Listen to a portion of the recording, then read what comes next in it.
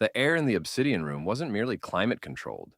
It felt filtered, purified of anything so vulgar as commonness. Situated on the 70th floor, its floor-to-ceiling windows presented the city not as a sprawling urban reality, but as a glittering, subordinate diorama. The clientele mirrored the view, elevated, seemingly detached from the ground-level concerns of the world below. Here, conversations were conducted in carefully modulated tones, punctuated by the clinking of cutlery costing more than a monthly rent check, and the almost silent glide of waiters, who moved with the precision of trained dancers. Tonight, the prime banquette, a semicircular throne upholstered in midnight blue velvet, was occupied by the usual suspects of the American elite. Bryce Sterling, the mercurial tech visionary, perpetually oscillating between moments of declared genius and public relations crises. Tiffany Dubois, the reigning queen of reality television and lifestyle branding, her every move meticulously curated for maximum impact.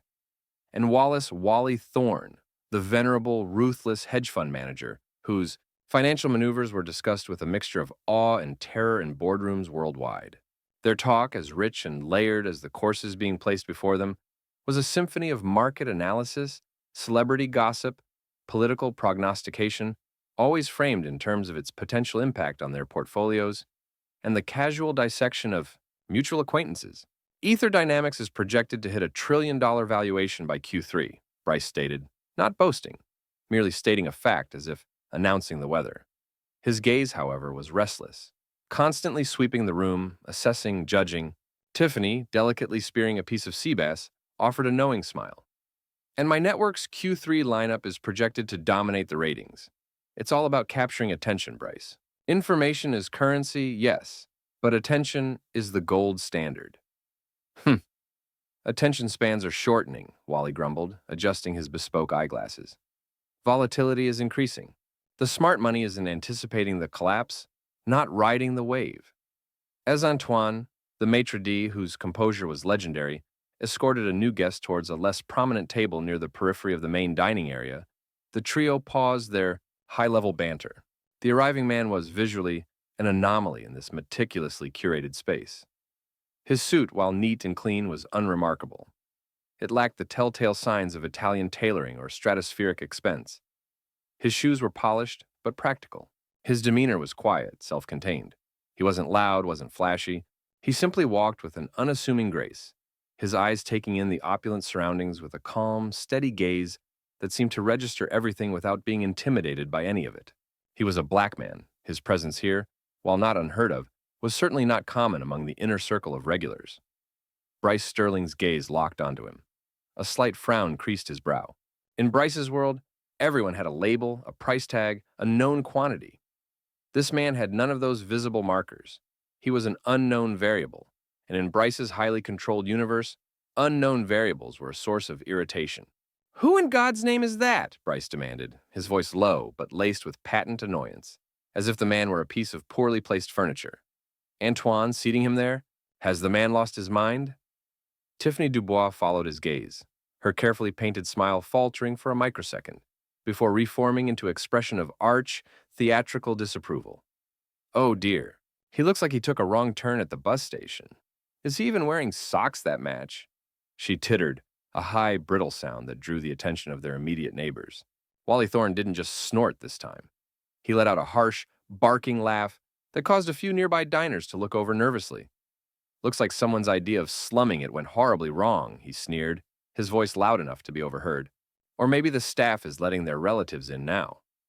Place is going to the dogs." They watched, openly critical, as Antoine, maintaining his professional facade with visible effort, seated the man. The man sat down, his movements quiet and composed. He didn't fidget, didn't look uncomfortable under their blatant stares and audible commentary. He simply settled, unfolding his napkin with a calm, unhurried grace that seemed utterly disconnected from the agitated energy radiating from the power trio. This lack of reaction, this quiet self-possession, seemed to particularly incense Bryce.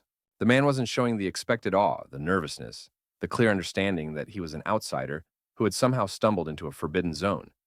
He was just sitting there, existing, and his calm existence felt to Bryce like a direct affront. He's not even looking around like he's impressed, Tiffany observed, her voice dripping with contempt. No starstruck gawking? The nerve! Maybe he's blind, Wally suggested crudely, and laughed again, a harsh, grating sound. Bryce leaned back, his eyes still fixed on the man. A dangerous glint appeared in his gaze. He didn't like things he couldn't categorize, people who didn't react the way he expected. This man's quiet dignity felt like a passive challenge, and Bryce Sterling didn't tolerate challenges, passive or otherwise, from people he deemed beneath him. He made a sudden decision, born of pure, entitled arrogance and a desire to exert control over this minor disruption. He wasn't going to just complain about him. He was going to address him, publicly. He wanted to see the man shrink, to see him understand his place. Pushing his chair back with a slight scrape that cut through the room's ambient noise, Bryce stood up. He walked deliberately, just a few steps, to the edge of their banquette, positioning himself so that he could clearly see the man at the back table, and so that many other diners could see and hear the interaction he was about to initiate. Tiffany and Wally watched, intrigued, anticipation lighting their faces. "You there!" Bryce called out, his voice carrying clearly, though it wasn't a shout. It was the voice of someone who expected immediate and absolute compliance. "Yes, you, at the back." The man turned slowly, his gaze calm and steady, as it met Bryce Sterling's imperious stare. Bryce allowed a thin, humorless smile to spread across his face. "I couldn't help but notice. You seem a little lost," he began, his tone dripping with mock concern, designed to humiliate. "Are you quite sure you meant to come here? This is the Obsidian Room. It's rather exclusive. Perhaps you were looking for a different kind of establishment?" He gestured vaguely with his hand, as if indicating something significantly less grand, less expensive, less worthy. Tiffany, standing up beside Bryce now, added her own cutting remarks, her voice pitched to Carrie. "Darling, honestly, the attire's a bit understated for us. We have a certain standard, you see. One expects a little more effort." She looked him up and down, her gaze a deliberate public appraisal, designed to make him feel inadequate. Wally Thorne remained seated, but leaned forward, his elbows on the table, a wide, cruel grin on his face. He wasn't just watching, he was reveling in the spectacle, like a patron at a cruel sport. The man, faced with this public, coordinated assault of condescension, remained remarkably still. He didn't flush, didn't look away, didn't fumble for words.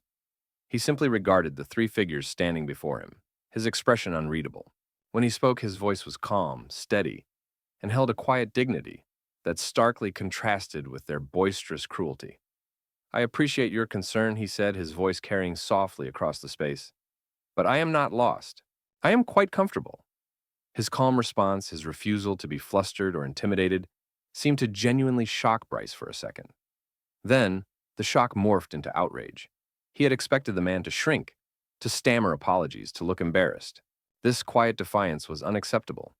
"Comfortable?" Bryce scoffed, his voice rising slightly, losing its veneer of polite disdain and becoming openly hostile.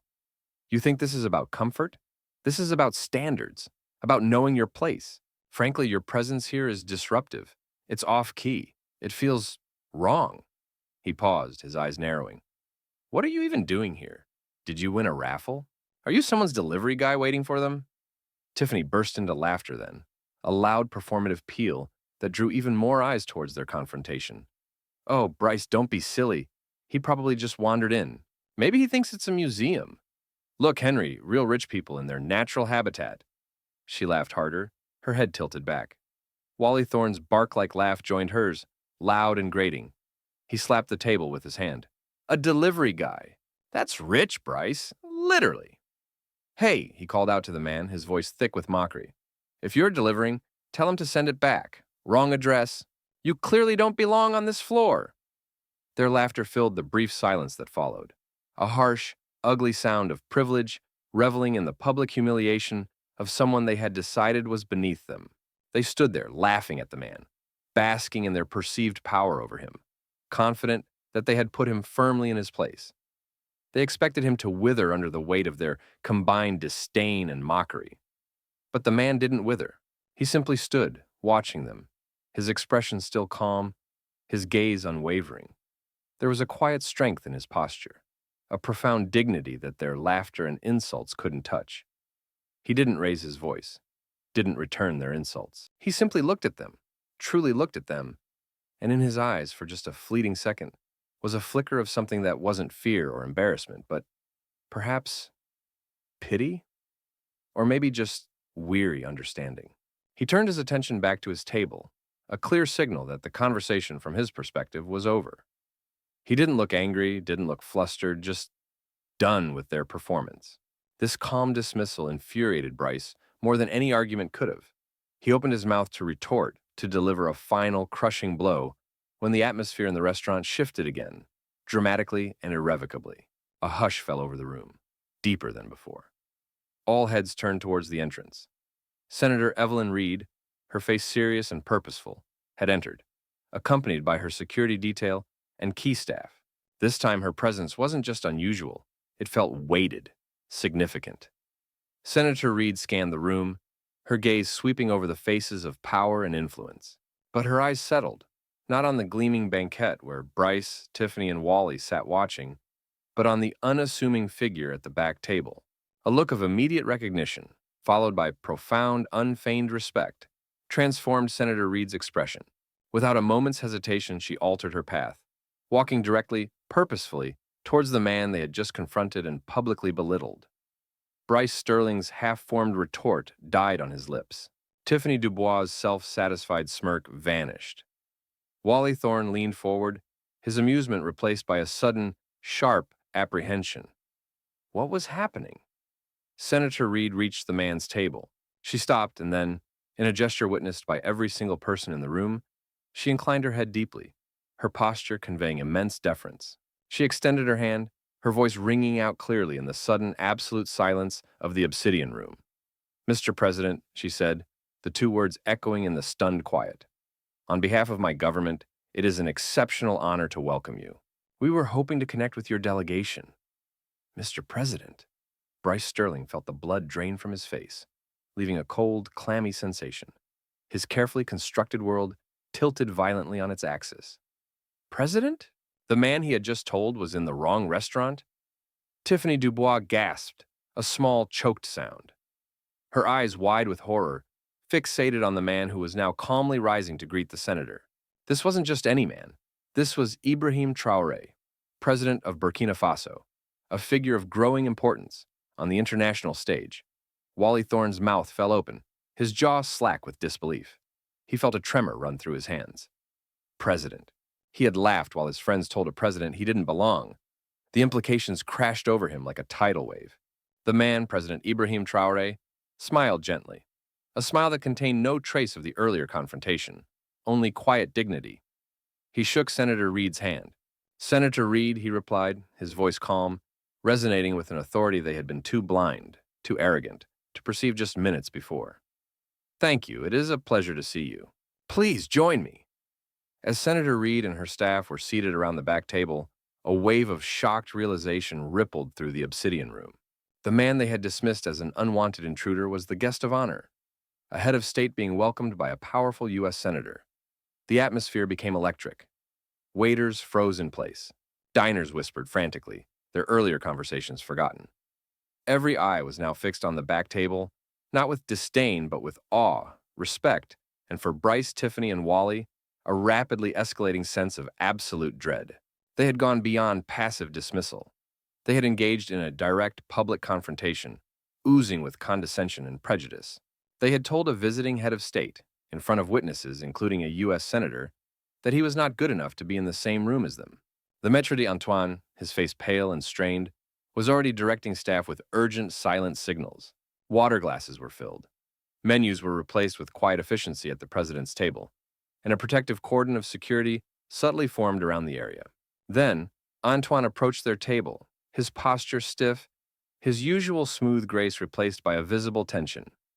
"Mr. Sterling, Ms. Dubois, Mr. Thorne," he said, his voice tight, devoid of any warmth.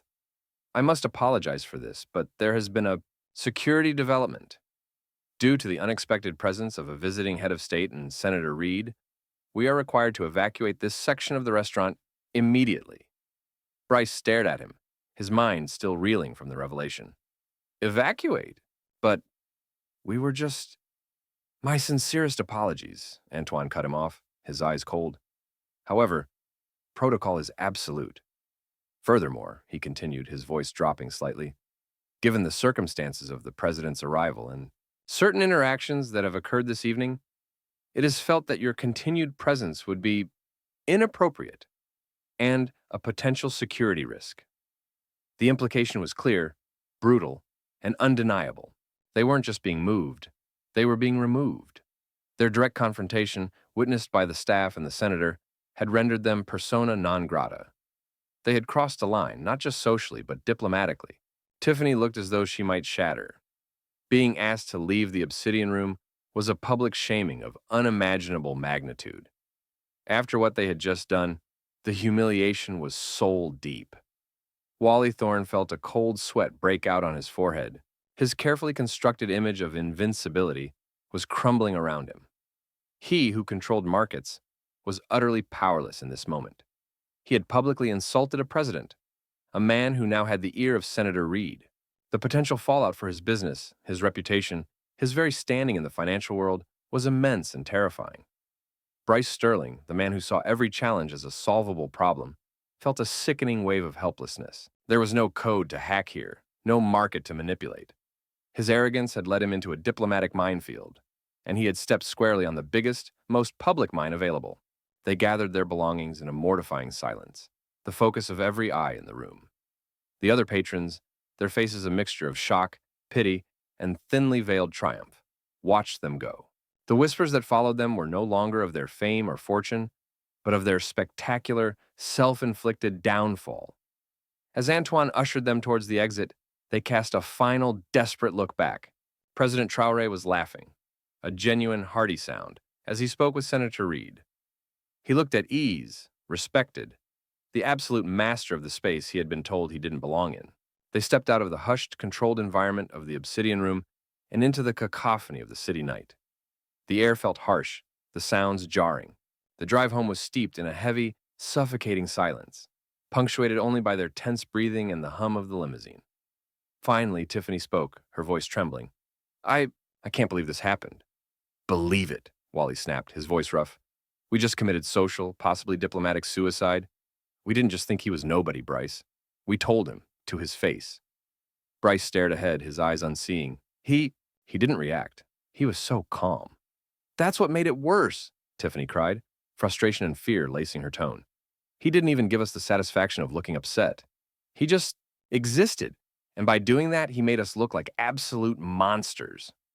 Wally pulled out his phone, his fingers fumbling. I need to call my damage control team now. This could be catastrophic. His mind was already racing through the list of international contacts, the potential impact on deals, the inevitable headlines. Bryce was thinking too. His company was global. Governments were clients, partners, regulators. Offending a head of state, especially one known for his directness and national pride, was a liability he couldn't afford. Senator Reid would remember this. They would be radioactive in certain circles. They had been so blinded by their own privilege, so certain that their superficial markers of success were the only ones that mattered. They had seen a man who didn't fit their narrow definition of importance and felt entitled to challenge his very presence. And that man, Ibrahim Traoré, had needed no grand display, no announcement, no validation from them.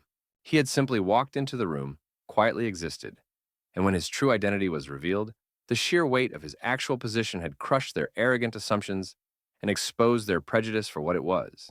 They had confronted him, expecting him to shrink.